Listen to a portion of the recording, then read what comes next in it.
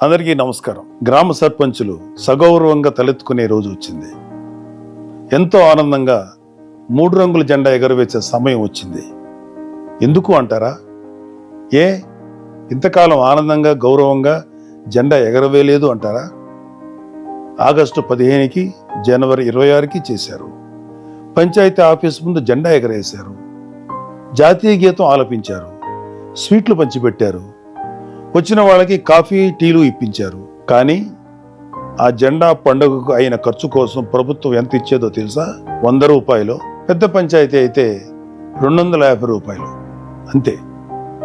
ఇదేమిటి మరి ఇంత తక్కువ అని మాత్రం ఆశ్చర్యపోవద్దు. 34 సంవత్సరాల కిందట నిర్ణయించిన మొత్తాలని ఈ ఏడాది జనవరి 26 రిపబ్లిక్ డే వరకు ఇస్తూ వచ్చారు. స్వాతంత్ర దినోత్సవానికి రిపబ్లిక్ డేకి అయ్యే ఖర్చుల కోసం ఎంతో కొంత సర్పంచుల జోబు నుంచో అప్పో సొప్పో చేసి కానిచ్చేవారు. అయితే సర్పంచులు సగౌరవంగా జెండా ఎగరవేసేలాగా రాష్ట్రంలో ఎన్డీఏ ప్రభుత్వం నిర్ణయం తీసుకుంది.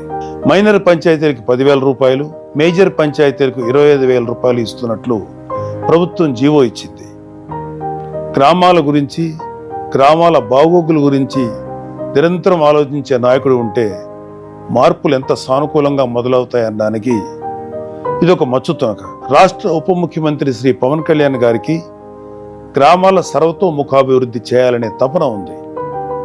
ఆయనే పంచాయతీరాజ్ గ్రామీణాభివృద్ధి శాఖల మంత్రి కావడం రాష్ట్ర ప్రజల అదృష్టం. పల్లెలు అభివృద్ధి చెందాలంటే అక్కడ ప్రజల నుంచి ఎన్నికైన ప్రతినిధి ఎంతో ఉత్తేజంతో పనిచేయాలి. ప్రజలకు సేవలు అందించాలి. గ్రామ ప్రథమ పౌరుడిగా గౌరవంగా ముందుకు వెళ్ళాలి. పంచాయతీలు అతనికి గౌరవాన్ని సూచించే వేడుకల్లో ప్రధానమైనవి స్వాతంత్ర దినోత్సవం, రిపబ్లిక్ డే. గ్రామాలకి ప్రథమ పౌరుడు సర్పంచ్ చేతుల మీదుగానే జెండా పండుగ నడుస్తుంది. ఆ వేడుక చేసేటప్పుడు అతను ఏ దశలోనూ ఇబ్బంది పడకూడదు. ఊరంతా ఆ వేడుకలో భాగమై మన మువ్వన్నెల జెండాకు వందనం చేయాలని శ్రీ పవన్ కళ్యాణ్ గారు భావించారు. కొద్ది రోజుల కిందట సర్పంచులు రాష్ట్ర ఉప ముఖ్యమంత్రి గారిని కలిశారు. ఆ సందర్భంలో వచ్చిన ప్రస్తావనే పంచాయతీలో ఆగస్టు 15, జనవరి 26 వేడుకల నిర్వహణ. ఈ వేడుకల కోసం తమకు ఇచ్చే మొత్తాలు ఎంత తక్కువ వారు చెప్పారు. తక్షణమే అధికారులతో మాట్లాడి వివరాలు పరిశీలించారు. 34 ఏళ్ల నాడు నిర్ణయించిన మొత్తాలను ఇవ్వడం భావ్యం కాదని భావించి ఇప్పటి అవసరాలకు అనుగుణంగా 10,000, 25,000 ఇవ్వాలని నిర్ణయం తీసుకున్నారు. శ్రీ పవన్ కళ్యాణ్ గారు తీసుకున్న ఈ నిర్ణయం సహేతుకమైనది. పల్లెల్లో నేటి తరానికి, రేపటి పౌరులకు స్వాతంత్ర దినోత్సవ ప్రాధాన్యం, విశిష్టత తెలియాలంటే 15 ఆగస్టు పండగకు ముందు నుంచే గ్రామాల్లో, అక్కడ పాఠశాలల్లో ఒక ఉత్సవ ఏర్పాట్ల హంగామా ఉండాలి. అందుకోసమే విద్యార్థులకు వ్యాసరచన, క్విజ్, డిబేట్ లాంటి పోటీలు, ఆటల పోటీలను పంచాయతీల ఆధ్వర్యంలో చేపట్టమని చెప్పారు.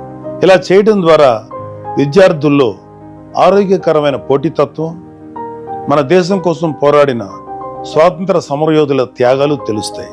అలాగే పంచాయతీల ఆధ్వర్యంలో ఈ పోటీలు నడుస్తున్నాయంటే వాళ్ళకి స్థానిక సంస్థలు అంటే ఏంటి, పంచాయతీలు ఎలా ఉంటాయో తెలుసుకోవాలనే కుతూహలం మొదలవుతుంది. క్రమంగా వాళ్ళకి స్థానిక సంస్థల పాలన, ప్రభుత్వ విధానాల గురించి అవగాహన ఏర్పడుతుంది. ఆగస్టు 15 నాడు గ్రామంలో ఉన్న స్వాతంత్ర సమరయోధులు కావచ్చు, మిలిటరీలో పనిచేసిన వాళ్ళు కావచ్చు, వారిని పంచాయతీ ఆఫీస్కి ఆహ్వానించి సత్కరిస్తారు. వారితో పాటు పారిశుద్ధ్య కార్మికులను గౌరవించుకుంటారు.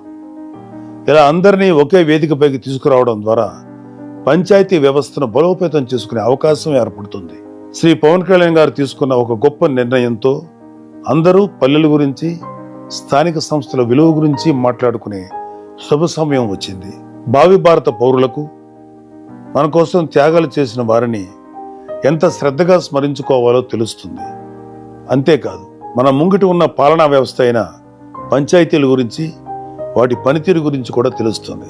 అలాగే ప్రజలందరూ ఈ పంచాయతీల్లో జరిగే జాతీయ పండుగల్లో సందడిగా పాల్గొనడం ద్వారా తమ ఊరు బాగోగుల గురించి మాట్లాడుకునే ఒక వేదిక లభిస్తుంది. ప్రజల గురించి, పల్లెల గురించి ఆలోచించే నాయకుడు ఉంటే బహుముఖంగా ప్రయోజనాలు ఇచ్చేలా మంచి నిర్ణయాలు వెలువడతాయి. అవి వెంటనే అమలవుతాయి. శ్రీ పవన్ కళ్యాణ్ గారు తీసుకున్న ఒక నిర్ణయం వెనుక ఎన్ని ప్రయోజనాలు దాగి ఉన్నాయో అర్థమైంది కదా. ఖచ్చితంగా ఆంధ్రప్రదేశ్ రాష్ట్రంలో 13,326 గ్రామ పంచాయతీలకు మంచి రోజులు వస్తున్నాయి. ఈ రోజు వచ్చిన జీవో అందుకు మొదటి మెట్టు. గాంధీజీ కలలుగన్న గ్రామ స్వరాజ్యం ఆవిష్కారమయ్యే సమయం వచ్చింది. జై హింద్.